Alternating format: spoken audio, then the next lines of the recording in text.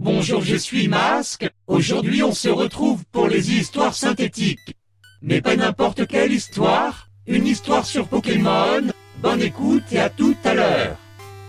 J'ai perdu contre Morgane, la championne psy de Safrania. Je n'ai aucun Pokémon spectre, et je me retrouve donc avec mon meilleur ami devant la fameuse tour de l'Avant-Ville.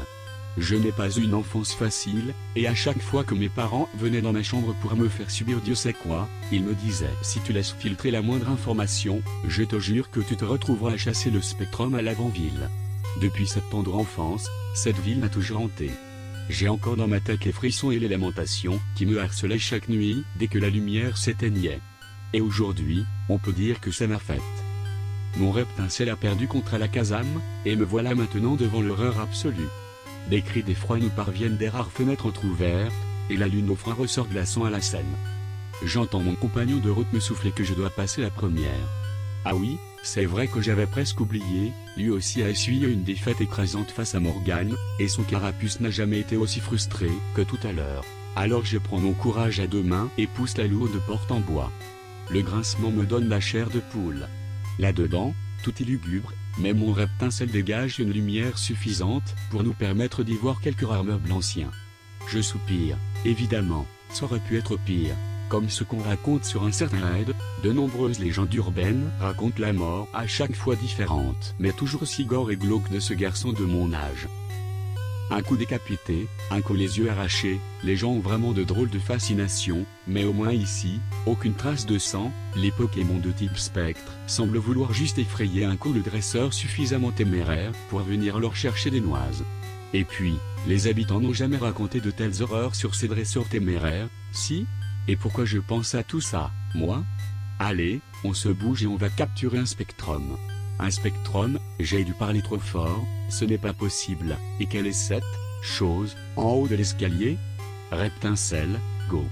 Un lance-flamme bien placé et ça finit, non? Sauf que... de gros barils en acier apparemment remplis de grosses pierres déboulent l'escalier. Le Spectrum les a lancés droit sur moi. Je cherche à fuir. Je me retourne précipitamment mais le sol se rapproche à une vitesse vertigineuse, et je le heurte de plein fouet. Étourdi, je rampe alors sur le sol mais soudain, un craquement sinistre retentit et je crache mon souffle d'un seul coup. Le premier baril est tombé sur moi.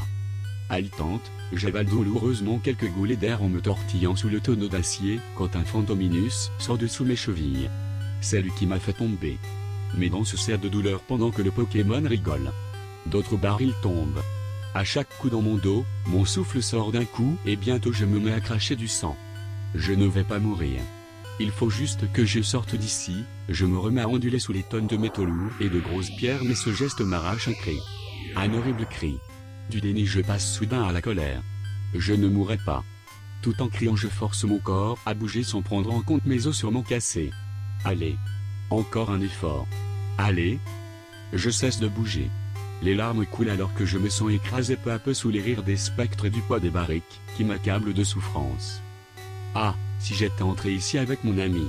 Si seulement je n'avais pas échoué face à Morgane. Si seulement mon Reptincelle n'était pas coincé lui aussi sous mon bras tordu. Si seulement je souffrais un peu moins.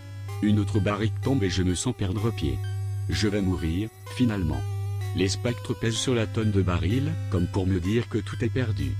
Un autre glaire ensanglanté jaillit de ma gorge. Je sens mon dernier souffle entre mes lèvres, et la mort vient me chercher. Ou plutôt, un ectoplasma me saisit par la main et me fait glisser dessous les barils d'acier, comme si c'était la chose la plus simple au monde. Le rire du Fantominus sous moi me force à ouvrir les yeux et voir mon corps. Oui, mon corps, gisant sous les barils d'acier ou de fer, qu'importe. Une traînée de sang frais part de ma bouche jusqu'à 1 mètre de moi.